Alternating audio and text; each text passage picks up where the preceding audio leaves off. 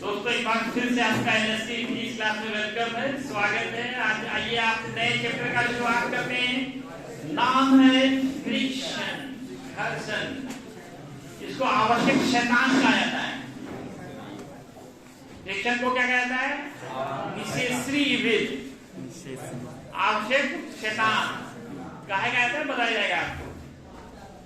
इसको मिश्रित वरदान भी कहते हैं, मिक्स्ड वूम। फ्रिक्शन रहे तो दिक्कत, नहीं रहे तो दिक्कत।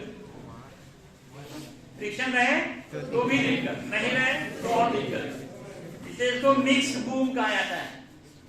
मिक्स्ड बूम, मिश्रित वरदान, नेसेसरी इविल भी कहा जाता है, आवश्यक शैतान भी कहा जाता है फ्रिक्शन को।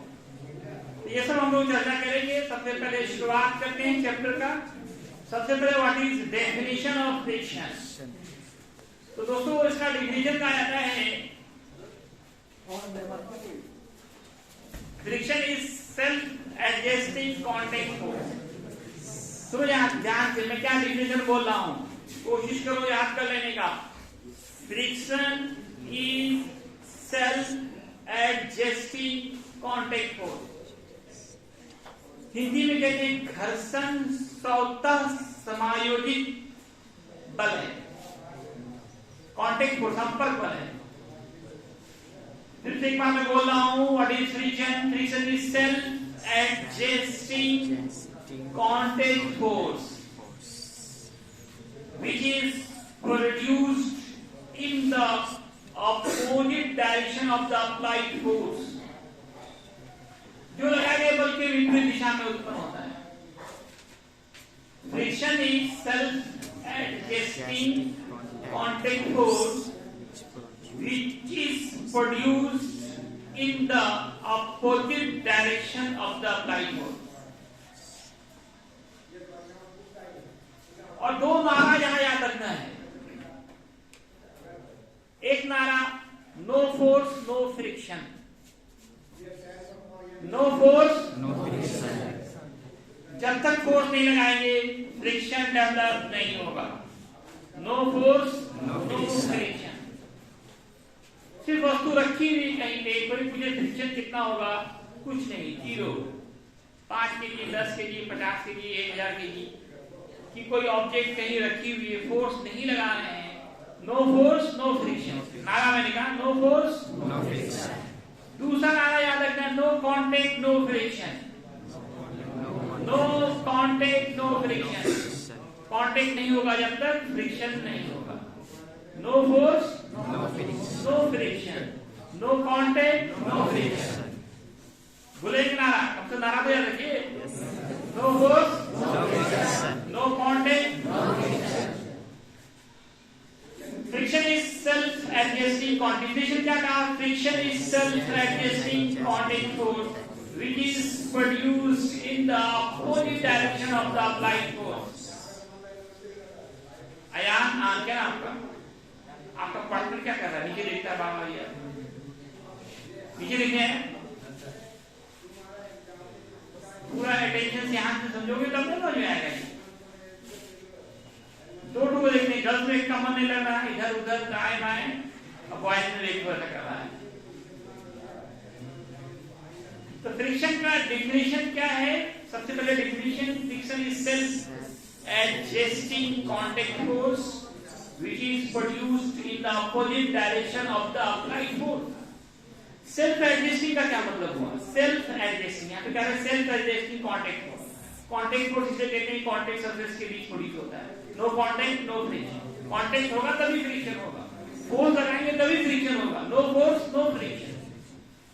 अब यहाँ पे एडजस्टिंग का क्या मतलब है? सेल्फ एडजस्टिंग का क्या मतलब है?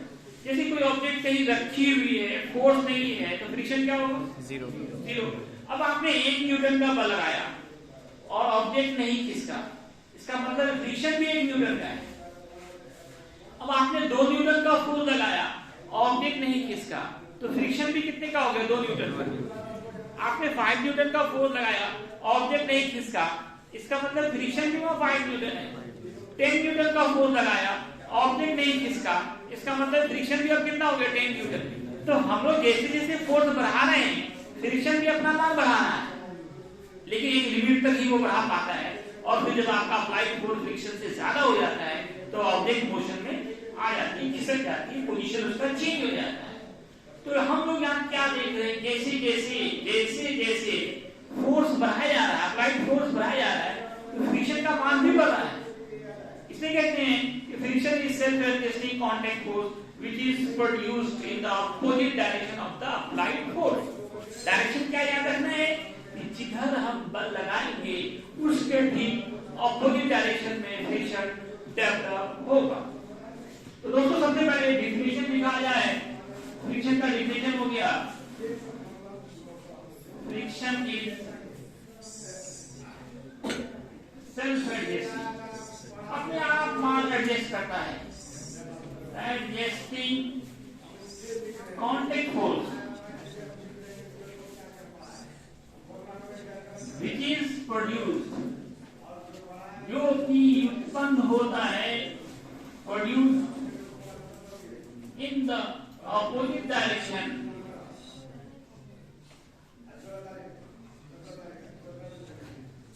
of the applied force।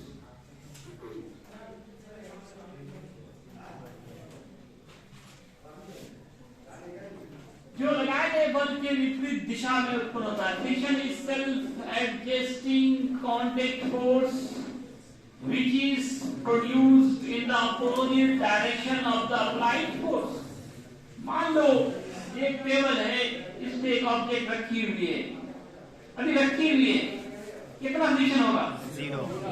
रखी हुई है, नो फोर्स, नो फ्रिक्शन, तो कोई फ्रिक्शन नहीं होगा। अब आपने इसको आगे पुल किया, पुल को तो खींचना, आगे खींच रहे हैं, क्या करना है? आगे की तरफ खींच रहे हैं, क्या कर रहे हो? आगे खींच रहे हैं। तो यहाँ पे जो कांटेक्ट सरफेस है, यहाँ पे फ्रिक्शन प्रोड्यूस होगा in the opposite direction of the applied force.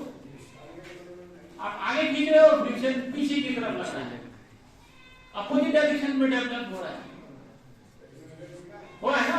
Yes. इसका वेट कितना लगेगा? वेट डाउनवर्ड, क्या फॉर्मूला होता है? mg। वेट का फॉर्मूला mg। ये हमेशा क्या होता है? बॉडी के लिए डाउनवर्ड। टाइप्स ऑफ फोर्स ये सब पीछे पढ़ाया गया है, एफबीटी में पढ़ाया गया है। और ऊपर कौन सा फोर्स लगता है? क्या है? नॉर्मल। वेरी गुड, कुछ बच्चे हैं पढ़ने वाले।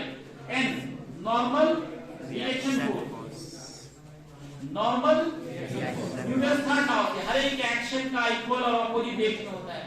ये जो ऑब्जेक्ट है इसका वेट टेबल पे फोर्स लगा रही है नीचे की तरफ, आपका अपना वेट बेंच पे फोर्स लगा रही है नीचे की तरफ, और बेंच लगा रहा है ऊपर की तरफ। नॉर्मल रिएक्शन फोर्स कहते हैं।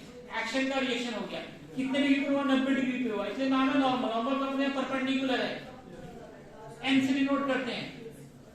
और फ्रिक्शन का दोस्तों फॉर्मूला होता है, friction is denoted by small f. Friction, जो वो फ्रिक्शन बोलो या फ्रिक्शन फोर्स बोलो, both are same thing. Friction का फोर्स ही है ना, yes.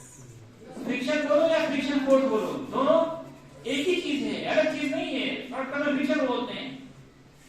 Friction is denoted by small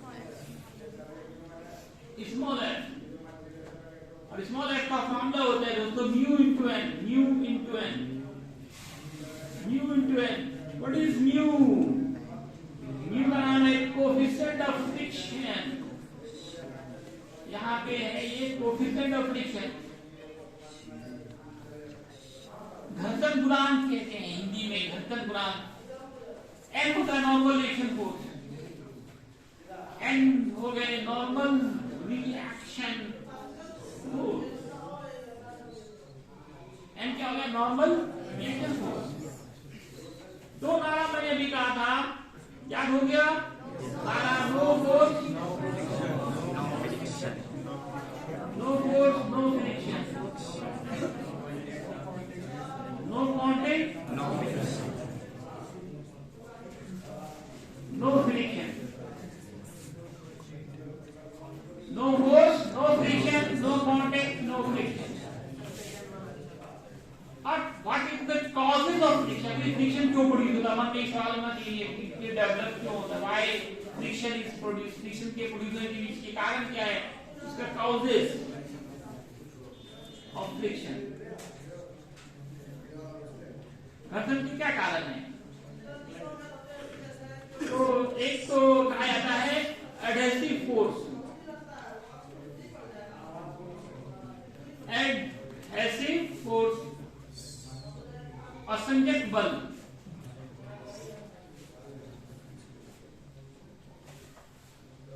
या आप इंटरमॉलिक्यूलर फोर्स बोल सकते हैं। इंटरमॉलिक्यूलर फोर्स का टाइप में आया था, ये याद कीजिए।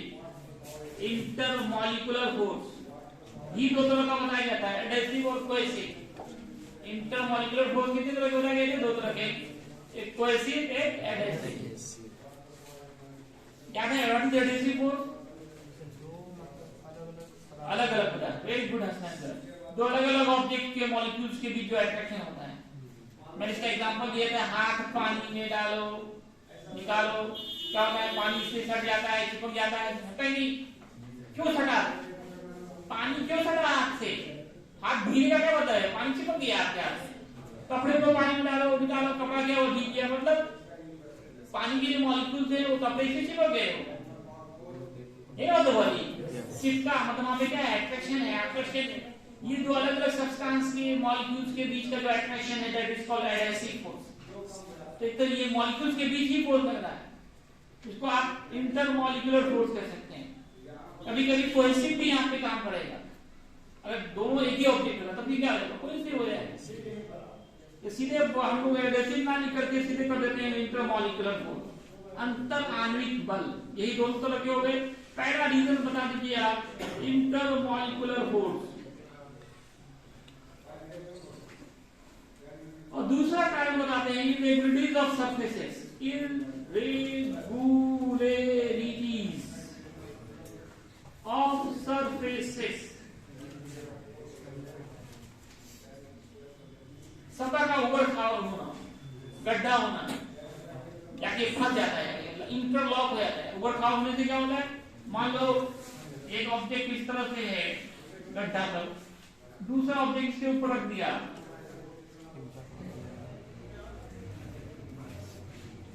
और जब आप इसके ऊपर वाले को धक्का दे रहे हो, पुश कर रहे हो, जाके यहाँ फटा, ये जाके यहाँ फटा, ये जाके यहाँ फटा, जाके लॉक हो गया, कहते हैं इंटरलॉक इसको बोलते हैं। इंटरलॉक हो गया। क्या हो गया? इंटरलॉक। क्या हो गया? इंटरलॉक। इसे वो आगे नहीं बढ़ पा रहा है तो हम कहेंगे फ्रिक्शन डेवलप हुआ। क्या कहेंगे? फ्रिक्शन डेवलप हुआ। अब देखो दो दोस्त हो, बहुत ज्यादा गहरी दोस्ती है, मम्मी पापा लाख मना करते हैं दोस्ती मत करो यार, है ना, फिर भी आप नहीं मानते हैं। नहीं मानना क्या है? ये फ्रिक्शन है। नहीं फिल्म में देखो हीरो हीरोइन क्या काफी अट्रैक्शन, अब अलग करना चाहता, अलग नहीं हो रहा है, अलग नहीं होना, यही क्या है? फ्रिक्शन है। क्या है ये? जहां बहुत गहरी दोस्ती हो वहां इतना ज्यादा फ्रिक्शन होगा। क्या होगा? फ्रिक्शन। तो फ्रिक्शन के डेवलप होने का दो कारण है, एक तो इंटरमॉलिक्यूलर फोर्स, मॉलिक्यूल्स के बीच जो फोर्स लग रहा है, दोनों के बीच दोस्ती है, आप अलग करना चाह रहे हो, ये अलग नहीं होना चाह रहा, नहीं होना चाह रहा, दैट इज फ्रिक्शन। वो अलग नहीं होना चाह रहा, वही फोर्स क्या है? फ्रिक्शन। तो दूसरा कारण हुआ सतह का क्या? ऊपर खावर होना, उखड़ापन। आप किसी रोड पे गड्ढा है, साइकिल चलाओ, दिक्कत होता है नहीं होता है? गड्ढे को भर दो, चिकना कर दो, प्लेन कर दो, एकदम क्या होगा? ढलाई कर दो, कचरा डाल दो ऊपर में, क्या फ्रिक्शन कम हो जाता है नहीं होता? जैसे यही सब कितना प्लेन दिख रहा है आपको, लेकिन माइक्रोस्कोप में तो गड्ढा दिखेगा, ढेर सारा गड्ढा दिख रहा है, आंख बहुत तेज है। तो गड्ढे में क्या होगा? फंस जाता है, कहते हैं लॉक हो गया, आगे नहीं बढ़ पा रहा, नहीं बढ़ पा रहा, दैट इज फ्रिक्शन। क्या कहते हैं लोग? फ्रिक्शन। फ्रिक्शन प्रोड्यूस होने के दो मेन कारण रहते हैं, मॉलिक्यूल्स के बीच का दोस्ती, अट्रैक्शन, और दूसरा सतह का उबड़ खाबड़ होना, इरेगुलर होना। अब what are the types of friction? Friction के प्रकार कितने हैं? टाइप्स ऑफ फ्रिक्शन, हिंदी बोला तो घर्षण के प्रकार।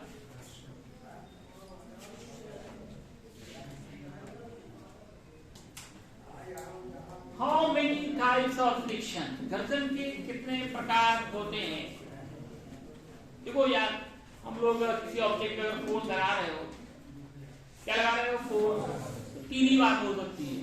एक, फोर्स लगाया, बहुत कम लगाया, no change in the position of the object, object rest में रह गया, स्टैटिकली रह गया, उसके पोजीशन में कोई परिवर्तन नहीं हुआ।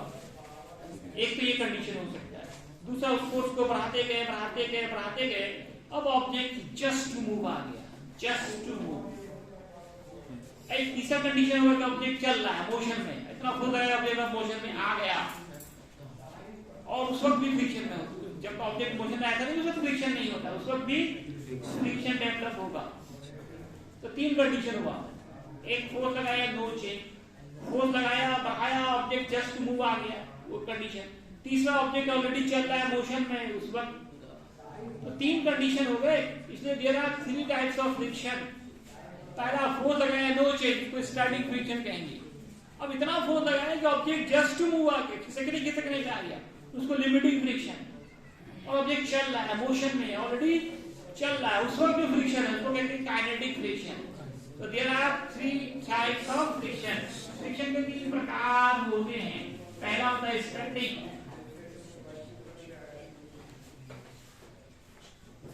दूसरा होता है दोस्तों लिमिटिंग,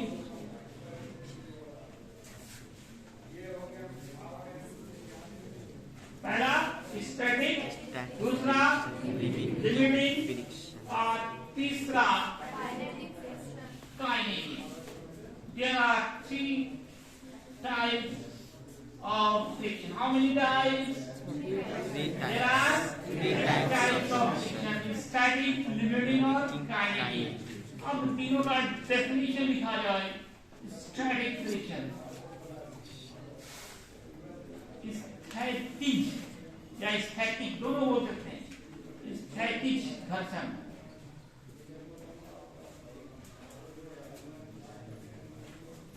स्टैटिक का मतलब होता है स्थिर, रुकी हुई। फोर्स तो लगाया, फोर्स लगाएंगे नहीं तो फ्रिक्शन होगा नहीं। फोर्स तो लगाया लेकिन कम लगाया, धीरे से लगाया, no change in the position of the object, object remain in static position. Static मतलब स्थिर, स्थिर अवस्था में उत्पन्न घर्षण को ही स्टैटिक फ्रिक्शन कहते हैं। डेफिनेशन होगा, the friction produced in static position is called, नाम में ही डिफिनेशन है, स्टैटिक में स्टैटिक पोजीशन, स्टैटिक फ्रिक्शन। इसको डिनोट करते हैं, denoted by S. S static के लिए लगाएंगे। इसका फॉर्मूला होगा दोस्तों म्यू एस इंटू एन।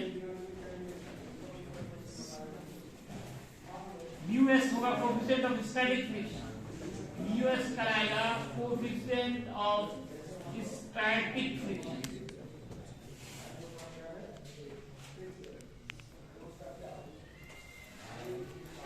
दूसरा क्या है?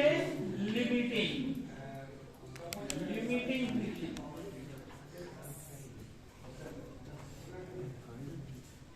इसको सीमित घर्षण भी बोलते हैं, सीमित घर्षण या चरम घर्षण।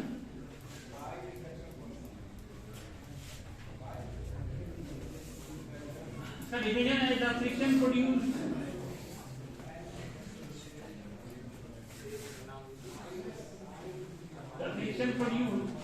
in just to move position, just to move, just to move, just to move. खिसकने की स्थिति, it's called limiting friction.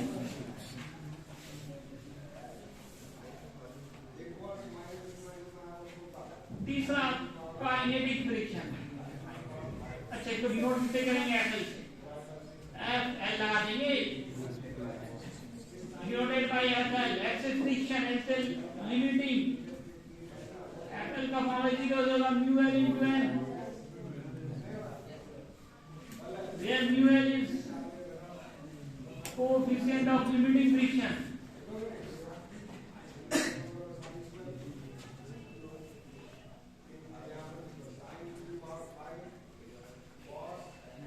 तीसरा kinetic friction, kinetic friction.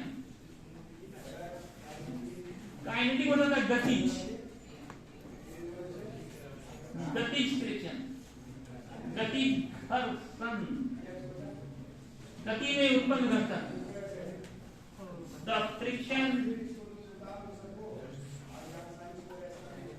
Friction produced in motion, case of motion, गति की अवस्था,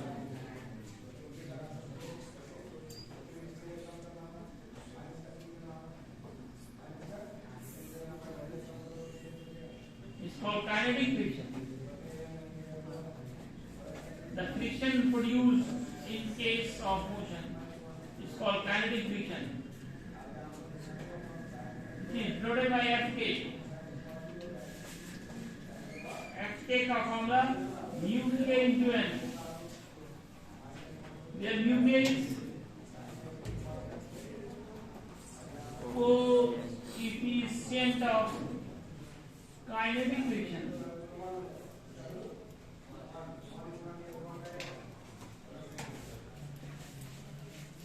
How many types of friction?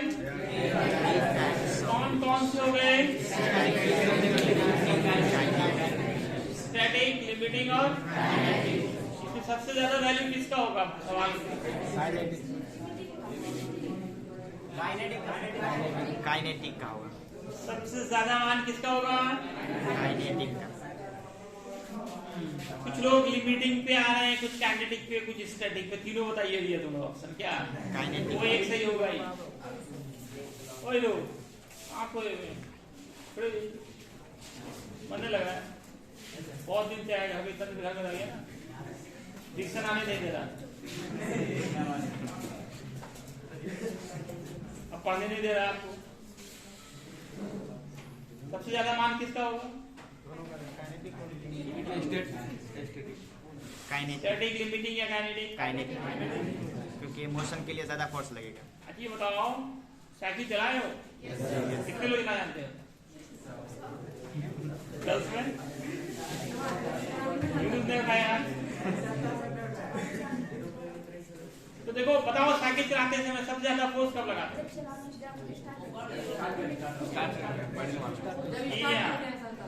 जब आप क्या करते हो? जब साइकिल आपका खिसकने पे होता है, just to move, just to move. कौन सा हो गया? कौन सा हो गया? साइकिल आप मोशन में आ गया, हल्के धीरे धीरे पैडल लगाओ, चलता रहता है। नहीं, मोशन में आ गया साइकिल, आप धीरे धीरे पैडल लगाओ। इसका मतलब है कि जस्ट टू मूव पे सबसे ज्यादा फ्रिक्शन है। या फिर देखो, कोई भी बाइक, कार, ट्रक स्टार्ट करना हो, किस गियर पे? अगर 5 नंबर गियर पे स्टार्ट हो क्या होगा? बंद है, आगे बढ़ते नहीं करेगा। कारण सबसे ज्यादा फोर्स कहाँ चाहिए आपको? जस्ट टू मूव के लिए, जस्ट टू मूव के लिए, जस्ट टू मूव सबसे ज्यादा चाहिए। सबसे ज्यादा जो गाड़ी में शक्ति होती है किस गियर में होती है? 1 नंबर गियर पे, ना सबसे ज्यादा शक्ति वही होती है। इसका मतलब आपके सबसे ज्यादा शक्ति चाहिए, ताकत चाहिए इसको। एक सवाल हम पूछते हैं कि दुल्हन सबसे ज्यादा कब होती है?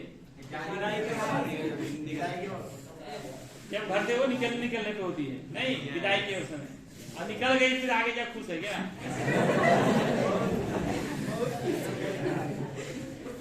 Just to move, just to move. अब ये बताओ, दूसरा पहलू भी है। जनाजा घर में रखा हो, आदमी सबसे ज्यादा कब होता है? जब जनाजा निकलने पे होता है। Just to move, just to क्या? तो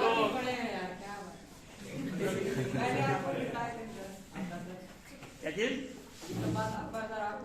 जी नहीं, दिमाग लगाते हैं।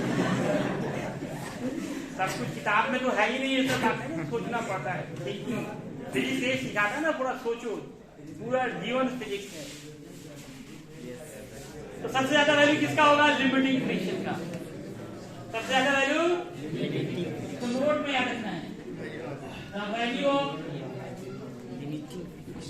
लिमिटिंग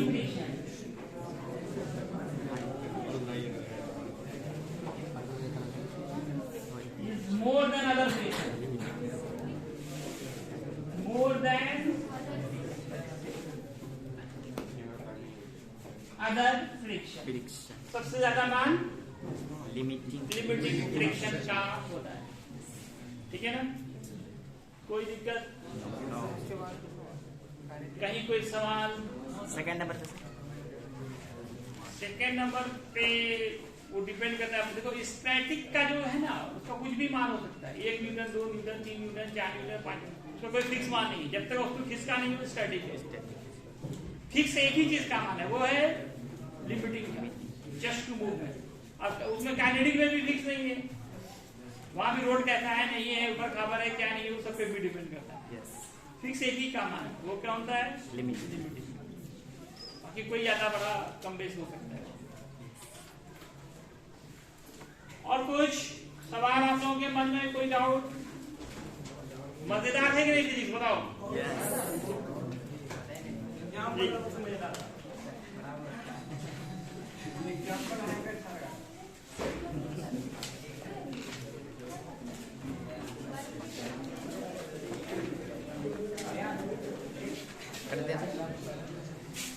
आगे ठीक है दोस्तों, आज इतना ही है। धन्यवाद। आज आधा घंटा का वीडियो।